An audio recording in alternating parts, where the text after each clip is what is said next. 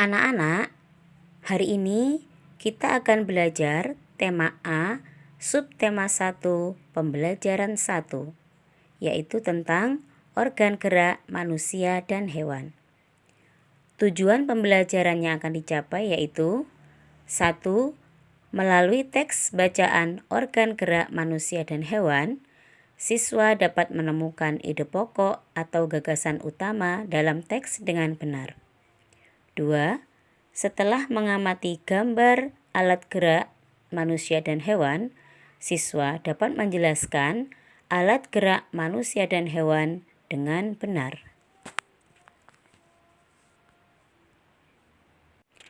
Anak-anak, masih ingatkah kalian dengan ide pokok paragraf? Ide pokok paragraf atau gagasan utama adalah inti pembahasan dalam suatu paragraf. Untuk menentukan ide pokok paragraf dapat dilakukan dengan beberapa cara, yaitu 1. Menemukan ide pokok dari tiap paragraf. 2. Menjawab pertanyaan tentang isi bacaan dengan kalimat yang jelas dan mudah dipahami. 3. Membuat ringkasan isi teks dalam beberapa kalimat secara runtut. Nah, anak-anak, kalian sudah paham kan bagaimana cara mencari ide pokok paragraf? Selanjutnya, supaya kalian bisa memahami materi tentang organ gerak hewan dan manusia, simaklah penjelasan pada video berikut ini.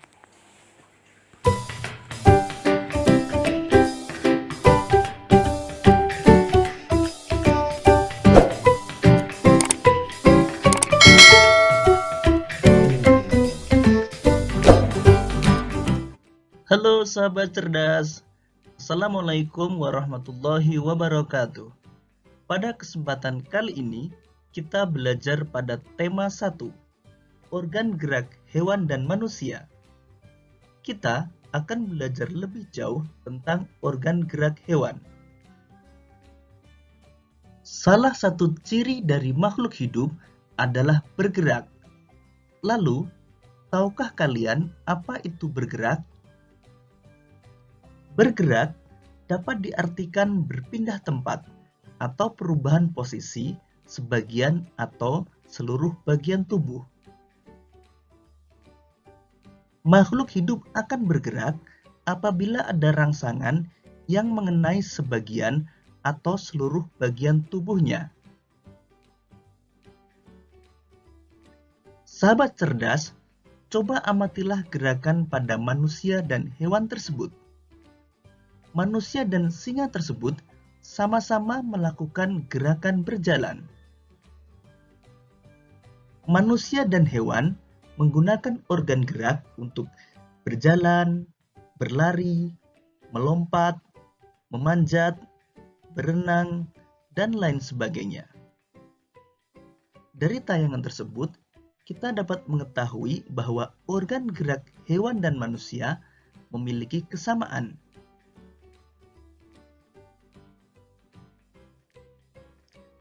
Organ gerak manusia dan hewan terdiri dari dua macam, yaitu alat gerak pasif berupa tulang dan alat gerak aktif berupa otot. Tahukah kalian mengapa tulang disebut alat gerak pasif? Tulang disebut alat gerak pasif karena tulang tidak dapat bergerak dengan sendirinya. Sedangkan otot disebut alat gerak aktif karena ototlah yang menggerakkan tulang-tulang tersebut. Jadi, tulang dan otot melakukan kerjasama untuk membuat hewan dan manusia dapat bergerak dan melakukan aktivitas sehari-hari. Kerjasama antara otot dan tulang membentuk suatu sistem yang disebut sistem gerak. Bagaimana sahabat cerdas? Apakah sampai di sini kalian bisa memahami? Ayo kita lanjutkan belajar lebih jauh lagi.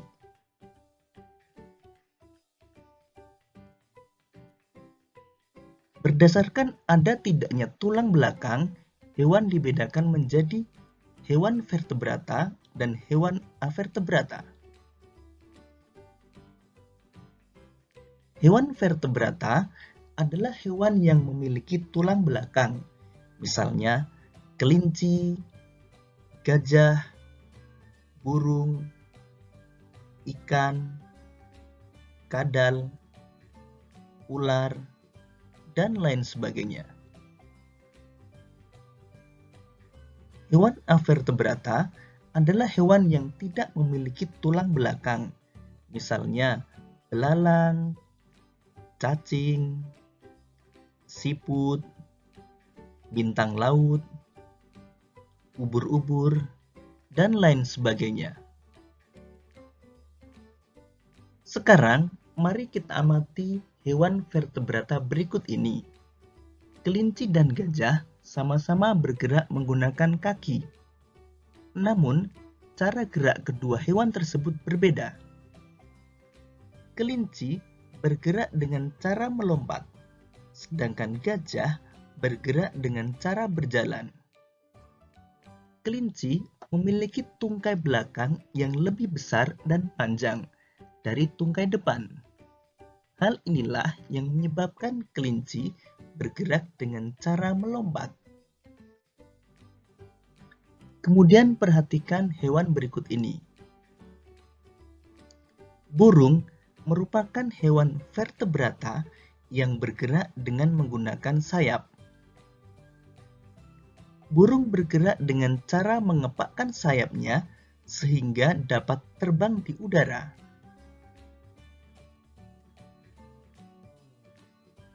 Sedangkan ikan memiliki organ gerak berupa sirip. Ikan bergerak dengan cara berenang. Sirip ikan terdiri dari sepasang bagian yang ada di kanan dan kiri, serta sirip ekor yang ada di belakang. Sirip-sirip ini bermanfaat agar ikan dapat bergerak ke arah depan.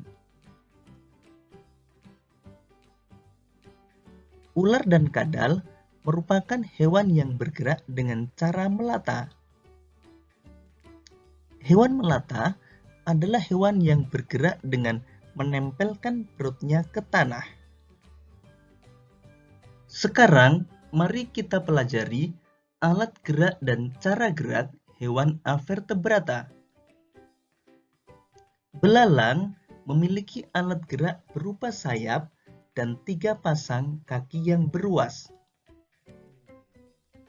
Karena memiliki alat gerak tersebut, belalang bergerak dengan cara terbang dan melompat. Kupu-kupu bergerak dengan cara terbang menggunakan sayapnya. Selain kupu-kupu, hewan avertebrata yang bergerak dengan sayapnya antara lain lalat, nyamuk, dan lebah. Cacing tanah tidak memiliki alat gerak seperti kaki dan tangan. Namun, cacing tanah memiliki otot pada tubuhnya. Cacing tanah memiliki 2 macam otot, yaitu otot memanjang dan otot melingkar. Gerakan kedua otot itulah yang membantu pergerakan cacing tanah, bahkan hingga dapat menembus tanah.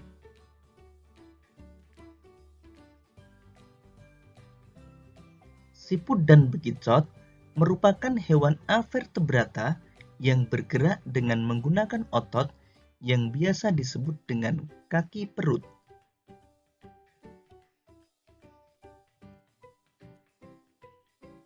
Bintang laut bergerak di dasar laut dengan cara merayap menggunakan kaki-kaki tabungnya.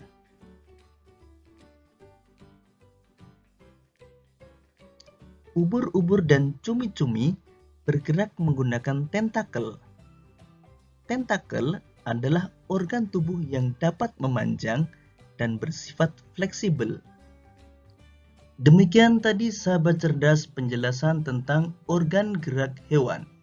Semoga video ini memudahkanmu dalam memahami materi organ gerak hewan. Nah, anak-anak, kesimpulan pada pembelajaran hari ini adalah 1. Gagasan utama atau ide pokok paragraf adalah inti pembahasan dalam suatu paragraf. 2. Alat gerak manusia dan hewan adalah tulang dan otot.